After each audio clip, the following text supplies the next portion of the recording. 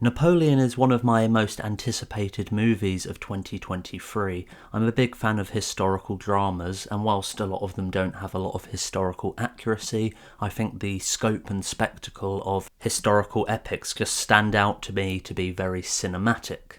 And then this also being directed by Ridley Scott, who is no stranger to historic dramas with stuff like Kingdom of Heaven, Gladiator, and more recently The Last Duel. Scott seems to capture the art of the time and create a cinematic scope that's just engaging to the audience, and I just love the visuals throughout this trailer. Personally, I feel like we've lacked the historical epic on the big screen for a long time. We had The Last Duel, which came out during like the COVID times of cinema, and then now Ridley Scott is also working on a sequel to Gladiator. With the superhero genre seemingly disappearing or being weakened by just repetitive storytelling, I think a genre like the historic epic could return, and I think seeing Ridley Scott take on the Napoleon story is very interesting, and I'm very excited to see how this story pans out.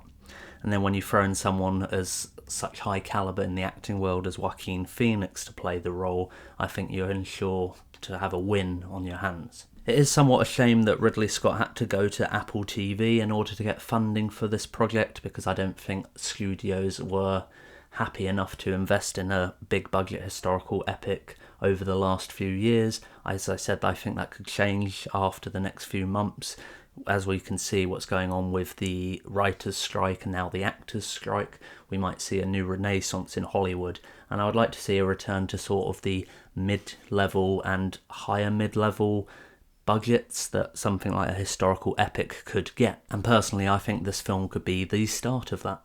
I'm not actually too familiar with the life story of the French Emperor Napoleon Bonaparte. I would like to say I am a history fan and I do know a little bit about the character, if you can call it that, and I think he's obviously an interesting person to base a film on, and we've even seen that we're getting a mini-series from Steven Spielberg adapted from the unmade script that Stanley Kubrick was working on since the 1970s. From the shots you see in the trailer, I think this is going to take place over a large part of Napoleon's life, maybe not focusing too much on his early life as an officer in the army. I do know that the real life person was from Corsica, and then he ended up going to France and was bullied because of his Corsican accent and was able to rise through the ranks of military school and sort of become an officer and then rise to power that way. And it seems that the French Revolution is going to be part of the backdrop of maybe the opening of this film, as we see what looks like Mary Antoinette being walked to her execution by the guillotine.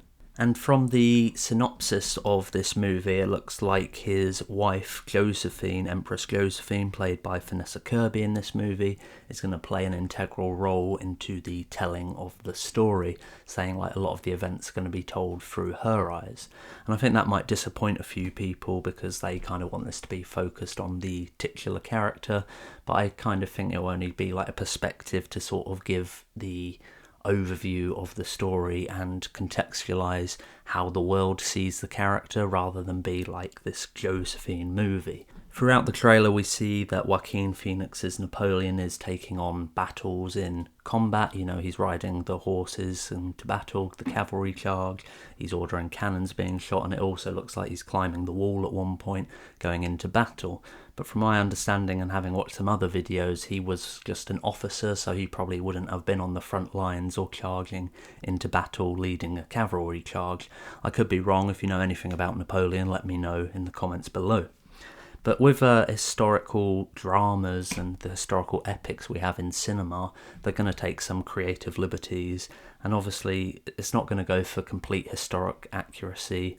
They want to tell a story. The whole point of this is to tell a story with this historical figure, and if something in real life is not cinematic, they're going to embellish it a bit, and I'm okay with that overall. I think that's what makes a spectacle of going to the cinema, when you have something that's visually interesting told on film. It may not have happened that way in real life, but that doesn't matter. When you go to see this at the cinema, you're experiencing a piece of fiction and not necessarily a historic documentary, and I'm totally okay with that. We do see in the trailer the shots of Napoleon becoming emperor, and I do wonder if we're going to see stuff to do with his later life and eventually when he dies in isolation on St. Helena. I think that'd be an interesting route to take, but I don't know how long this film is going to be, and to tell a story over a 30-year period or thereabouts is going to be quite hard to do in a 2-hour to 3-hour movie. It's not impossible, but I feel like this could work a lot better as a TV series unless this was focusing more on a certain period of Napoleon's life. But I'm happy to give this a chance. This was actually on my top 10 list of movies I want to see in 2023, and I do think Ridley Scott's a very competent director, and I tend to love most of his films that he's directed. I even met Ridley Scott and interviewed him a few years ago, so that was pretty cool. Like I said, some of the battlefield visuals across the trailer, stuff in Egypt, stuff on the lakes, the frozen lakes, and what I presume is the Battle of Waterloo, I think that just looks really cool. Obviously there's some CGI in that, but I think it just looks stunningly amazing. The visuals are great for a historical epic, and I think this is going to be a real standout in historical epics in terms of cinema.